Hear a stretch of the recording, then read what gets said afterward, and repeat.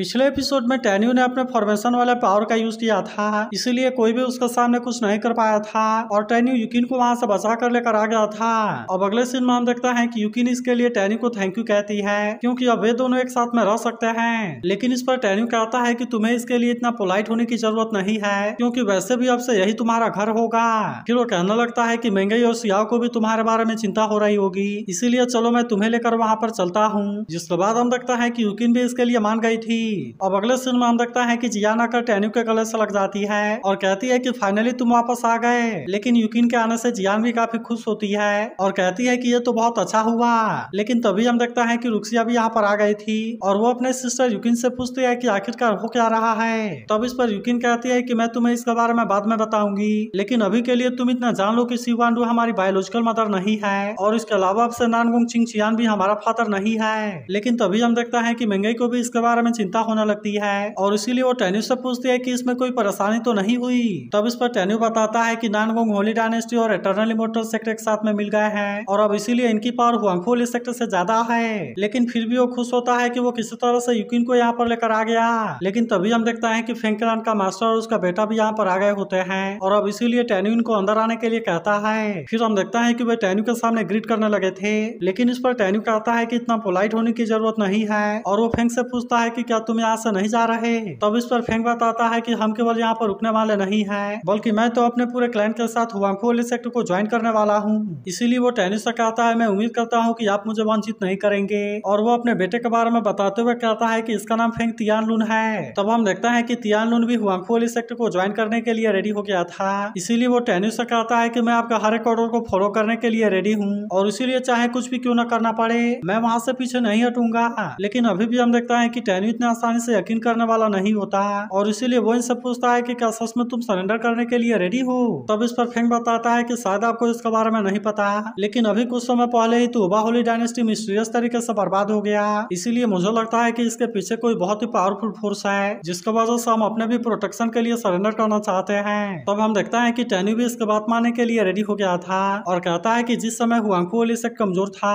तब उस समय तुम्हारे फेंग क्लैन ने ज्वाइन किया, इसीलिए ही मैं तुम्हारी बात मानने के लिए रेडी हूँ और मुझे इस बात से कोई परेशानी नहीं है। लेकिन अब वो मेंग से कहता है कि तुम तुरंत ही पूरे सेक्ट को प्रैक्टिस करने के लिए बुलाओ क्योंकि अब हम लाइफ और डेथ बैटल से ज्यादा दूर नहीं है। तब हम देखता है कि मेंग भी तुरंत यहाँ से इसके लिए चली जाती है। वहीं टैन्यू गुस्सा होते हुए कहता है कि तोबा होली डायनेस्टी तो डिस्ट्रॉय हो गया, लेकिन इस बात से कोई फर्क नहीं पड़ता कि इसे किसने किया क्योंकि तोबा लिन अगर अभी भी जिंदा होगा तो ये बहुत ही अच्छी बात है क्योंकि मैं उसे अपने हाथों से मारना चाहता हूँ। वहीं अगले सीन में हम मिस्टर फू को देखते हैं जहाँ इसका गाड़ी से बताता है कि कोई आपसे मिलने के लिए आया हुआ है जो कह रहा है कि उसे कुछ सीक्रेट के बारे में पता है और इसीलिए वो हमारे 6 डेज मिस्टीरियस स्किल को और ज्यादा ताकतवर बना सकता है। तब इसके बारे में सुनकर मिस्टर फू तुरंत उसे अंदर लाने के लिए कहता है, जिसके बाद हम देखता है कि असल में कोई और नहीं बल्कि तोबा लिन होता है। जहाँ मिस्टर फू पहले इसे वार्निंग दे देता है कि तुम यहाँ पर कोई भी चालबाजी करने की कोशिश ना करना, नहीं तो तुम्हें इसका अंजाम के बारे में पता है। फिर हम देखता है कि वो अपने लोगों से यहाँ से जाने के लिए कहता है ताकि वे दोनों अकेले में बात कर सकें। इसके बाद हम देखता है कि तोबा लिन से अपने बारे में बताने लगता है और कहता है कि मैं तोबा डायनेस्टी का क्राउन प्रिंस हूँ, जिसके बारे में सुनते ही मिस्टर फू इस बात से हैरान हो जाता है और कहता है कि तुम तो हमारे जाल से बच गए और क्या इसके बाद भी तुम्हारी इतनी हिम्मत हो गई कि तुम यहाँ पर भी आ गए। तब इस पर तोबा लिन कहता है कि मैं जिंदा रहते हुए आपके लिए बहुत यूजफुल हूँ। तब हम देखता है कि मास्टर फू भी इसके बाद सुनने के लिए रेडी हो गया था, जहाँ तोबा लिन से बताता है कि 80,000 साल पहले हमारे एंसेस्टर इटर्नल लैंड में गए थे, जहाँ पर से उनको एक पावरफुल स्वॉर्ड मिला था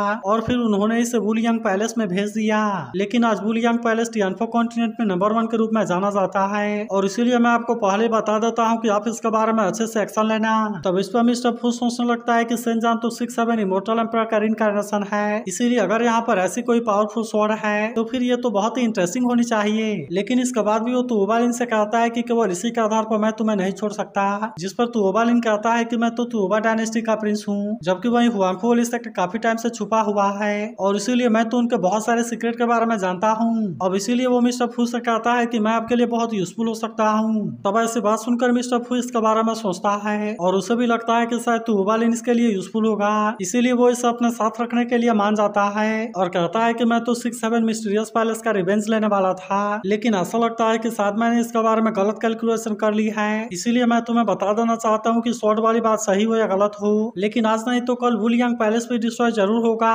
तब इस पर तोबा लिन कहता है कि मैंने मास्टर तेंताई को मार मार दिया है, लेकिन अब तो तोबा डायनेस्टी के लीडर भी खत्म हो गए हैं और यही वजह है कि मुझे अपने लिए कोई नया सपोर्ट चाहिए। तब हम देखते हैं कि मिस्टर फू आखिरकार इस पर यकीन करने के लिए रेडी हो गया था, इसीलिए वो अपने लोगों से कहता है कि तुम इसे यहाँ से ले जाओ और फिर वो तोबालिन से कहता है मैं उम्मीद करता हूँ कि हमारी स्टार्ट बहुत ही सक्सेसफुल होगी। जिसके बाद हम देखता है कि तोबालिन भी इसके लिए पूरी तरह से रेडी होता है और कहता है मुझे भी उम्मीद है कि हमारी कोऑपरेशन बहुत ही हैप्पी होगी। लेकिन तभी हम देखता है कि मिस्टर फू अपने पावर का यूज करके अपने मैप को डिस्ट्रॉय कर देता है। वहीं उधर हम देखता है कि तोबालिन के दो आदमी उसका वेट कर रहे थे, जहाँ पे किसी पगोड़ा को देखते हुए कहते हैं कि प्रिंस तो अभी भी जिंदा है और इसीलिए ऐसा लगता है कि वो इसमें कामयाब हो गया होगा। लेकिन तभी हम देखता है कि लड़की इस पर थोड़ा सा गुस्सा होने लगती है और कहती है कि तोबा होली डायनेस्टी तो बर्बाद हो गया है और अब इसीलिए वो कोई प्रिंस नहीं है। तब इस पर वो आदमी कहता है कि मैं तो इसके बारे में भूल गया था। जिसके बाद हम देखता है कि वो लड़की प्लान को आगे बढ़ाने के लिए रेडी हो गई थी और अब इसीलिए वो यहाँ से चले जाते हैं। वहीं अगले सीन में हम देखता है कि मिस्टर फू ने वुलियांग पैलेस पर अटैक कर दिया था, जहाँ पर अब इसका सामना करने के लिए सुवान आता है। तब इसे देख मिस्टर फू कहता है कि यहाँ पर तो तुम अकेले बचे हुए हो,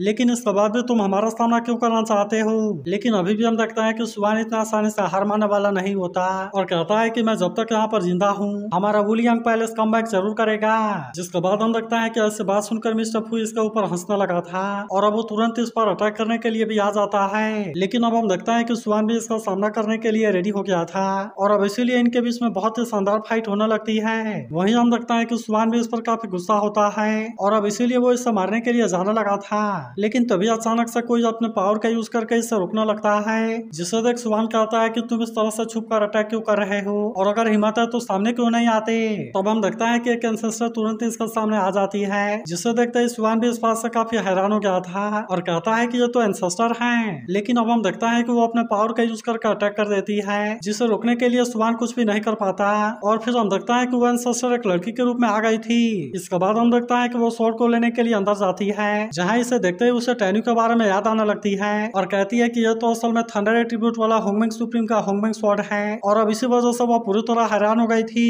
तो अगर एक्सप्लेनेशन अच्छी लगी हो तो इस वीडियो को लाइक और इस पर एक कमेंट जरूर कर देना और अगर आप इसके अगले एपिसोड के लिए भी एक्साइटेड हो तो इसके बारे में जरूर बताना।